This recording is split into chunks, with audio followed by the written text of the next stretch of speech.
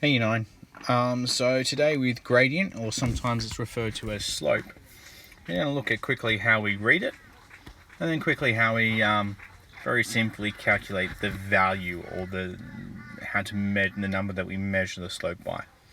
So to start off with, when it comes to slope, we'll always read from the left-hand side across to the right-hand side. The same way that we read our pages when we read English, the same way our number line works. You start 0 on the left and you move to higher numbers on the right.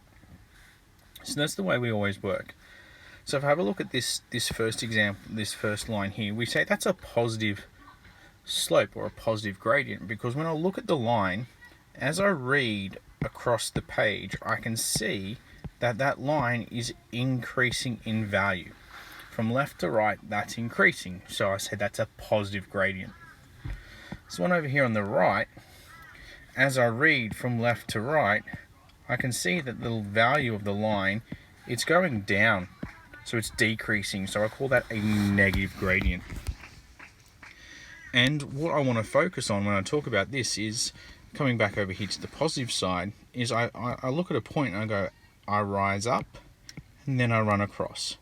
I rise up and then I run across. We always do our rise first, and we always do our run second, and most importantly, our run is always left to right.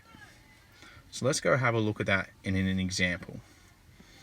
So here in example 1, you can see there's a line here, and I've been given 2 points on my line, and I've been asked to find the gradient of this line. So just quickly, one thing I noticed, reading from left to right, I can see that this line here, it's going up. So I already know that this is a positive gradient. So now it's time to figure out my values. So if I come over here and I go, well, the first thing I need to do is I need to figure out my rise. So I go from one point, I draw my line up, and to that point there, I can see that this point here that I've just drawn, see how it matches up with that. Now I need to figure out, well, how much did I rise? From here to here, from -4 to 0 is 4 units. From 0 to 4 is 4 units. So that's not right. My rise is +8. My rise is +8. When I look at my run, I get from where I was rising from back across to the line, remembering reading from left to right. I've gone from 0 on the x-axis, I've gone from 0, I've gone all the way across to the value 4. So what I'm saying here is our run has a value of 4.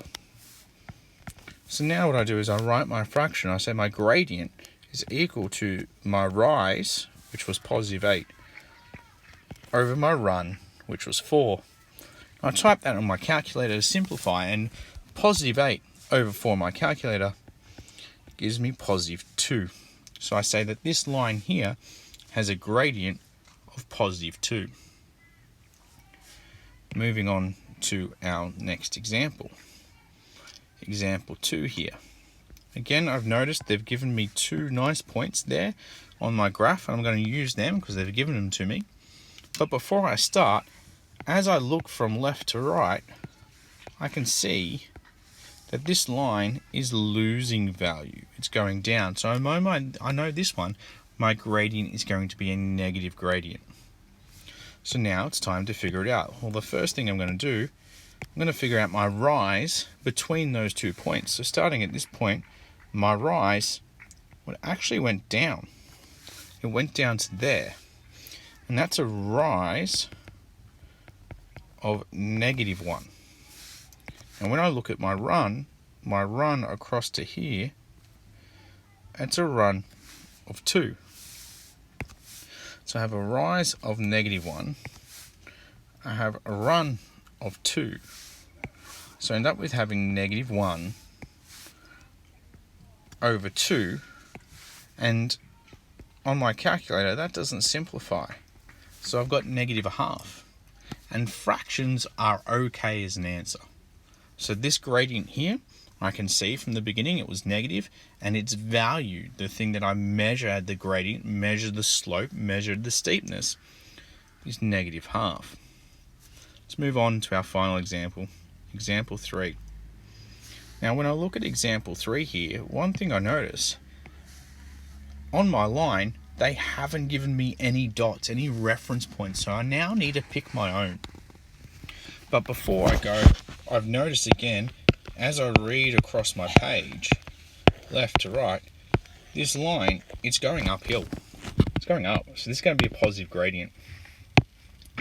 Now when it comes to what points I use, I'm allowed to use any 2 points I want. And the 2 points I'm going to choose are points I know the exact values of. So I'm going to pick this point here. Now the reason I picked that point there is I can see that it falls nicely on those grid lines, so I can read some numbers. It's the 0.26. The other point I'm going to pick, so I'm going to pick this point down here. Again, it's nicely on some grid lines, so I can use it nicely. So now that I've done that, the next thing I'm going to do is I need to figure out my rise. Well, my rise, I need to go all the way up, keep going up to there. So from here to here, that's a +4. From there to there, that's a +6. So my rise is +10. My rise is +10. My run, when I go across here, well, that's 2 units there, and then 2 units across. So my run is equal to 4. So my run is equal to 4. So as a fraction, my rise over my run plus 10 over 4. Well, I checked that on my calculator. Can I simplify that? And I simplify to 5 over 2. Again, fractions are okay. It's a positive fraction. I can see my lines going up. So the value of that slope, the thing that measures how steep it is 5 over 2.